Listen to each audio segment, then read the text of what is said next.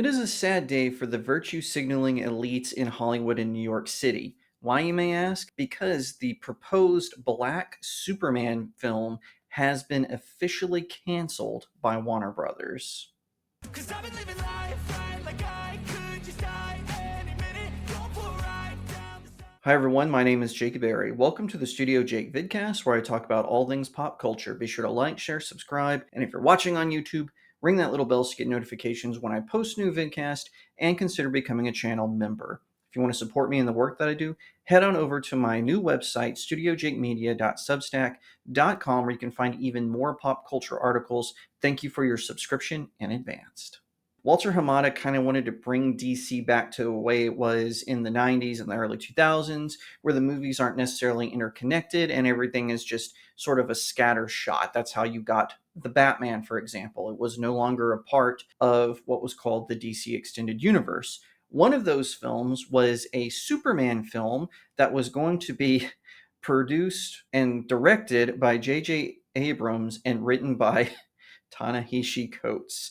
And as it turns out, that film got delayed after delayed, and now finally it seems that David Zaslav and the people over at Warner Brothers have decided to cancel it outright.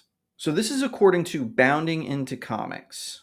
We have received confirmation about the fate of the Elseworlds Superman movie with the black protagonist that's reportedly been in development at Warner Brothers. It sounds like the film, written by Ta-Nehisi Coates and produced by J.J. Abrams, has gone the way of Krypton because the man at the very top wasn't impressed with it.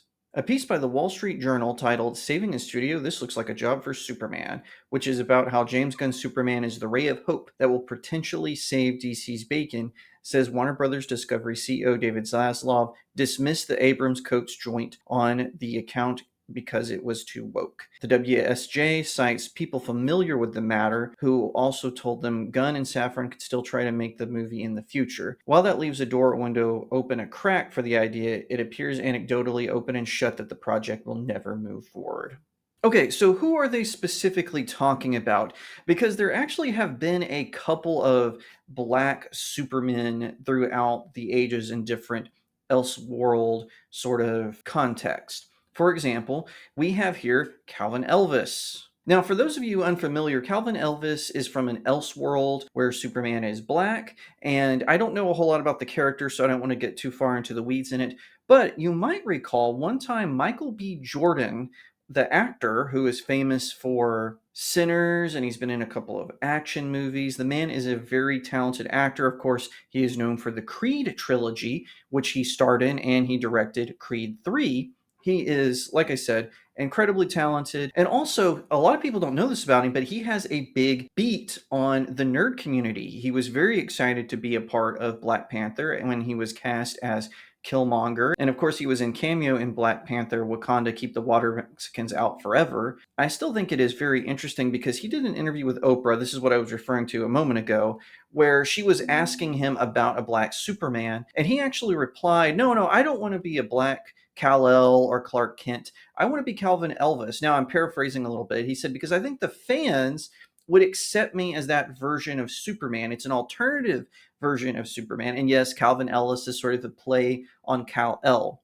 Now, there's another one who is just as known as Calvin Ellis, and that is Val Zod. So Val Zod is a relative of General Zod, the criminal that fights Superman on occasion, and he was featured in Earth 2 from the New 52 era. I don't know if he's still around. Like I said, I'm not really familiar with the matter, and he would be another viable option. However, the Coates Abrams film was going to take Clark Kent and make him black, like what they have done with Ariel and the Little Mermaid, or Commissioner Gordon with the Batman. Now, I am against race swaps and gender swaps, by the way. I think they are a bad idea. I think it takes away from something that makes the character unique. And also, just as my wife, who is Mexican, she points out that why do I have to have another character sloppy second? She was speaking in regards to Namor from Black Panther Wakanda Forever. She said, why can't they just create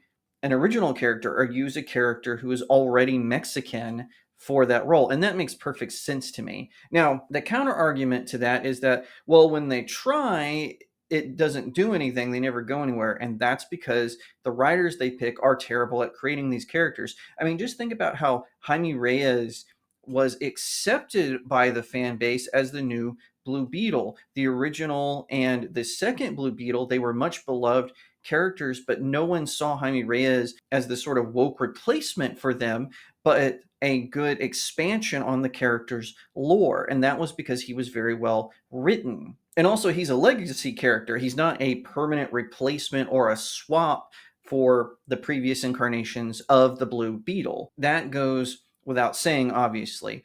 But it does make me curious because there's a lot of black superheroes in the pantheon of the DC universe. Instead of having Coates, who, by the way, is a terrible writer, his Captain America and his Black Panther books all sold dismally. They were canceled before they were supposed to be because he's such a terrible writer. But people think he's important because he's been published in the mainstream media. Who cares about that? No one. J.J. Abrams, I kind of defend his early works. Like, I actually do like the Kelvin trilogy and Star Trek, but ever since Star Wars The Force Awakens, he has really gone off his rocker. He has lost any sort of semblance of what made his movies special to begin with. He got obsessed with that mystery box sort of way of telling stories, and that kind of messed it up. And I think it would have messed up a Black Superman story. If they wanted to do a Black superhero, especially from the DC universe, there are several. There's Static from the Milestone imprint. There's Icon from the Milestone imprint. Young Justice greatly utilized Icon and his sidekick Rocket for their comics. It would have made perfect sense to expand on his character. There's also Vox, there's Guardian 2, there's Vixen, there's a slew of black characters, and of course, probably the most recognizable from DC Comics, Cyborg. You could do a solo Cyborg film. You don't have to make a previously considered white character and race swap him. That is lazy storytelling. It is bad for business, and you picked two of the worst people to do it. So I don't know what's next. I do hope, like the Bounding into Comics article is saying, that it has been canceled. I really hope that is the case because this was a bad idea. It was a terrible idea. I don't know why it got past Walter Hamada's desk. There were rumors that Abrams was being considered to take over the DC studios, but they ended up going with Gunn. And I'm really happy about that because Abrams has proven to be a disaster for Marvel. He did that awful Spider-Man miniseries that was terrible. For Star Wars, of course, we know how he ruined the sequel trilogy. For the Star Trek TV shows, his acolyte from Secret Hideout has been just destroying Star Trek. And then, of course, problem at DC was Batman Caped Crusader. I at first was excited about this. I would love to see a noir-style Batman story set in the era where Batman was created. But he gender swapped the Penguin, he race swapped Harley Quinn, and removed her from her connection to the Joker. He race swapped, for some reason, Flash? What was the point of that? And also the thing he did to John Corrigan, who of course becomes the superhero Spectre, that was absolutely unforgivable how they just totally slandered his character and that it was character assassination at its finest. Now, he's not totally to blame for the debacle that was Batman Caped Crusader. Bruce Timm, who created Batman the Animated Series, his name being tied to it, that made me want to watch it. And then, of course, it ended up being a nightmare. So I'm so glad that this last project that supposedly Abrams was working on with Coates is gone. It's canceled. This is a good day for DC Comics and Superman fans in particular. If you like that video, be sure to leave it a like, share it out to all your friends, leave me a comment, tell me what you think, and subscribe. If you're watching on YouTube, ring that little bell so you get notifications when I post a new vidcast, and consider becoming a channel member. If you want to support me in the work that I do, head on over to my new website, studiojakemedia.substack.com. You can read most of my articles for free, but there's different subscription levels that unlock different tiers, including being able to pick the topic for the website and hear on this vidcast.